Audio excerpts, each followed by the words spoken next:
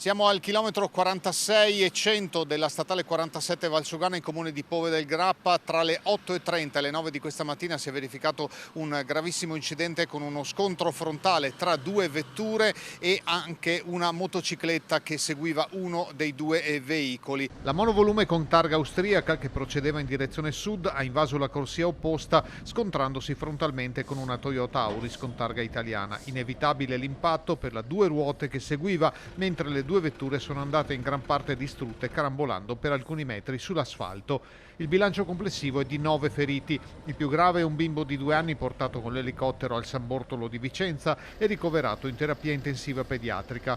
Feriti anche il padre, che era alla guida della Toyota Auris, incastrato nell'abitacolo, e la madre è rimasta sotto shock stesa sulla carreggiata fino all'arrivo dei soccorsi. In ospedale sono finiti anche il conducente passeggero della motocicletta, l'adulto che guidava la vettura austriaca e i 3 adolescenti che erano a bordo. Tutti hanno riportato traumi di gravità medio-bassa. Nella zona si sono formate lunghe code in entrambe le direzioni, con deviazioni per oltre 2 ore a cura della polizia locale dell'Unione Montana Bassanese. Restano da stabilire le cause del sinistro, forse un malore, un colpo di sonno o una distrazione, fatale nel tratto in cui le due carreggiate non sono divise da guardrail o barriere New Jersey, che invece sono presenti in altri tratti. Questo punto della statale 47 non è nuovo a incidenti gravi. Noi siamo molto dispiaciuti del grave incidente che è successo stamattina e come amministrazione comunale siamo vicini a tutte le persone che sono rimaste coinvolte.